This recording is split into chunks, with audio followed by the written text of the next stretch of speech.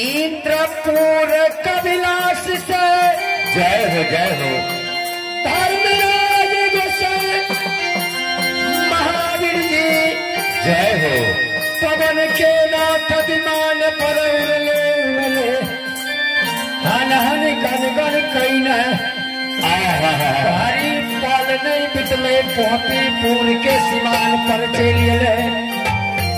जय हो। पोपी पूर के सीमान पर रथ विमान के बैठा के रथ से लीलाधारी धर्मराज गोसाई महावीर जी उतर गए।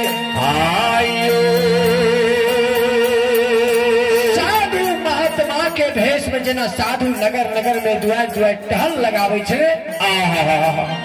आय वहीना साधु के भेष में शंकरसी भगवान धर्मराज महावीर जी गोपीपुर के सीमान से चल के ज्योति भक्तराज के दरबार पर पहुंच गए।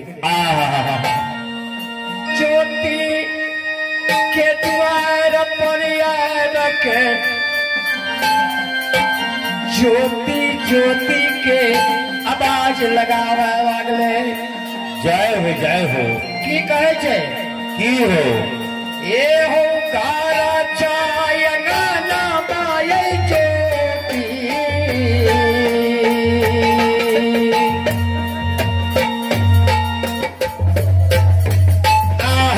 भगवान गोसाई धर्मराज महावीर जी साधु के भेष में ज्योति भक्तराज के द्वार पर चलिए। दो साधु बाबा खड़ा भेल छे। आयो ज्योति ज्योति के आवाज द्वार पर लगावैया। ज्योति हो सेवा किया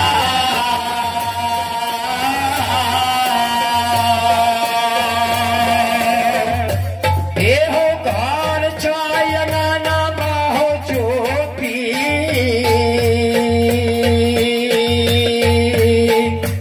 जय हो। हे हो दुलारुआ घर चाय नाना माय ज्योति जय हो। ज्योति बाबू आवा हो दुआर पर आवा हो।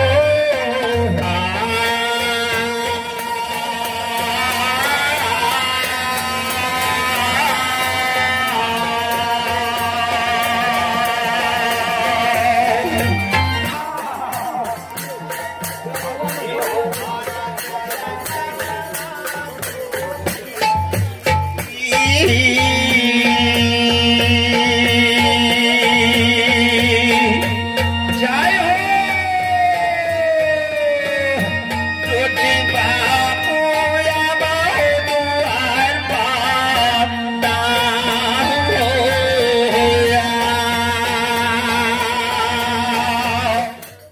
ये गई मीठा मीठा बोली धर्मराज बाबा बोलैया। मीठा मीठा बोली धर्मराज बाबा बोलैया। मीठा मीठा बोली धर्मराज बाबा बोलैया। मीठा मीठा बोली धर्मराज बाबा बोलैया। बोलिए बोल के ज्योति के सुनावैया। बोलिए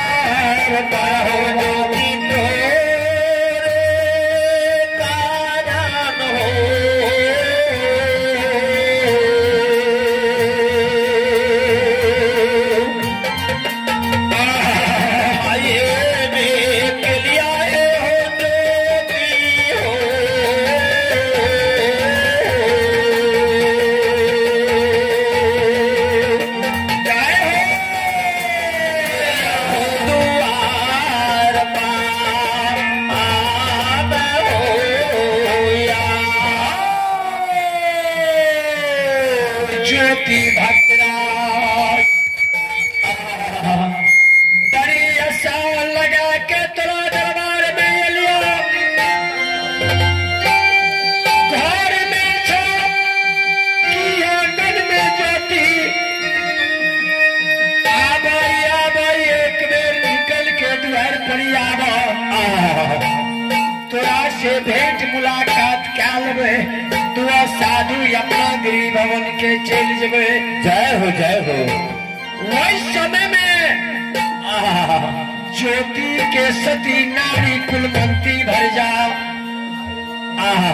लिखनी घर कोहबर में लाड़ी से पलंग पर आयो पति देव के लिए जय हो आरती सजा के बैसल छे स्वामीनाथ के मूल रास्ता जोड़ई छे आयो जे कथन पति देव लिखनी घर को हमारी दुनिया के विध व्यवहार कोहबर में करवे। जय हो।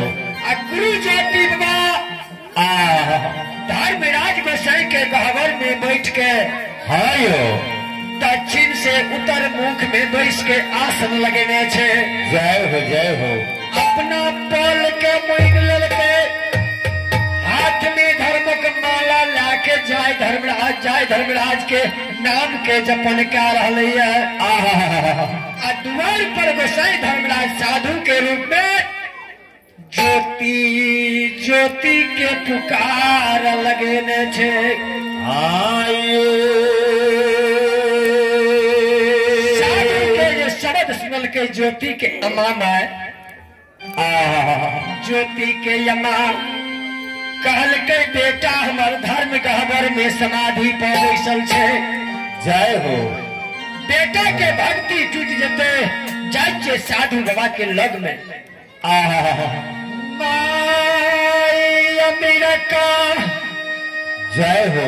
80 बरस के बुढ़िया छले हाथ में लाठी थगनी ललके लाठी के सहारा से साधु बाबा के लग में एले आयो दसो कल जोड़ के माता जी साधु के चरण में प्रणाम करके गुरु गोसाई धर्मराज जय हो। माय विधा के काल के है यमा माय के बड़ी आशा लगा के तोरा दुआर पर एलियो। जय हो। दुआ साधु बाबा के 7 दिन 7 रात रास्ता में बीत गले। आयो कल के गे यमा 7 दिन 7 रात बिना अन्न जल के साधु के रास्ता में चलते बीत गले। माता जी जय हो। ये आई 8वीं उपासन तोरा दरबार में एलियो दुआ साधु बाबा के भगवान। जय हो। तोरे बेटा ज्योति के हाथ से धर्म गहबर में भोजन लिखल के आयो माई के मन दो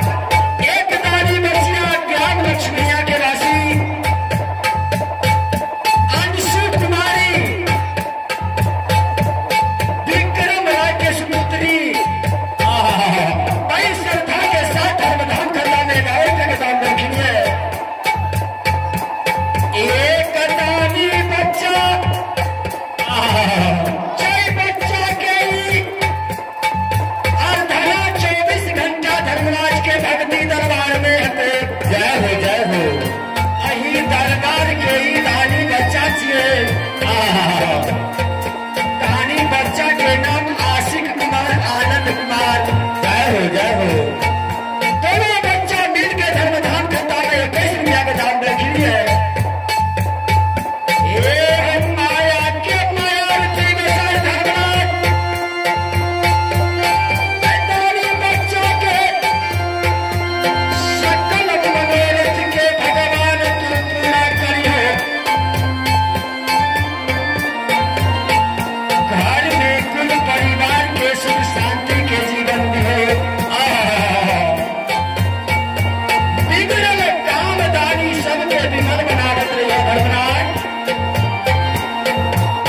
संसार में दानी सब दिन दान कर भव सागर के पार उतर जते। जय हो बाबा हो धर्मराज।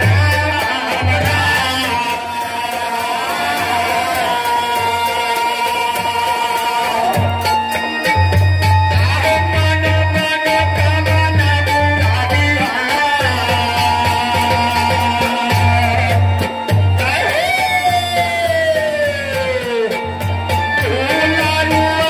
पूरा करिए धामी सेवा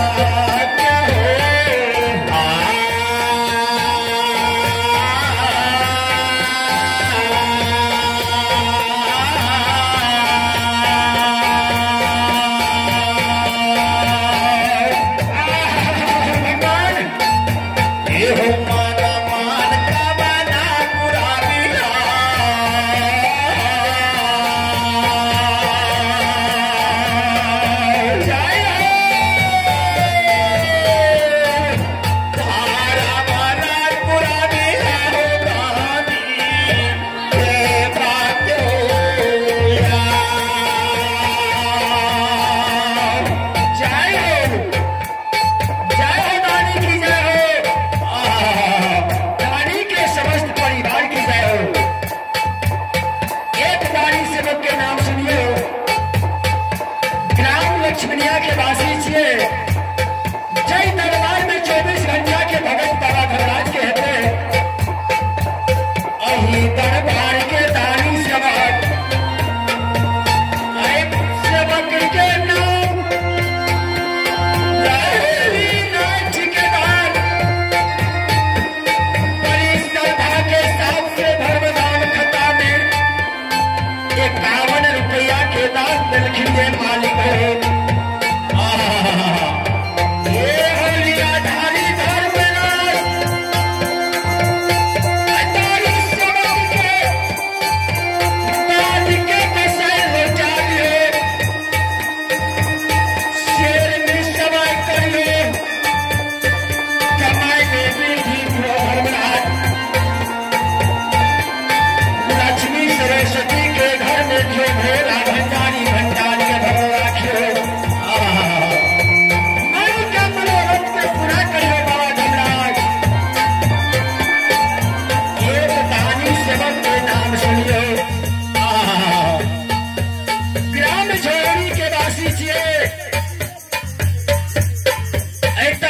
बच्चा के नाम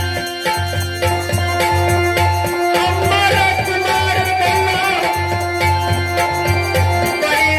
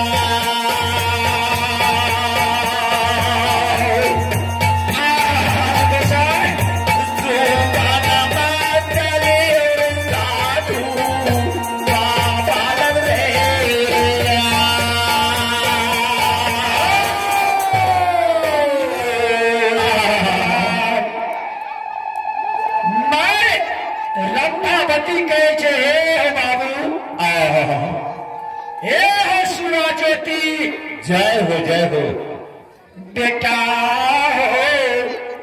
हो जय हो एक देर बाबू हमार में समाधि के तेर जय हो अपना द्वार पर साधु बाबा आब के खड़ा भेल छ बेटा एक बेर तू बाबर में समाधि के तोड़ था बाबू अपना दरबार में अपना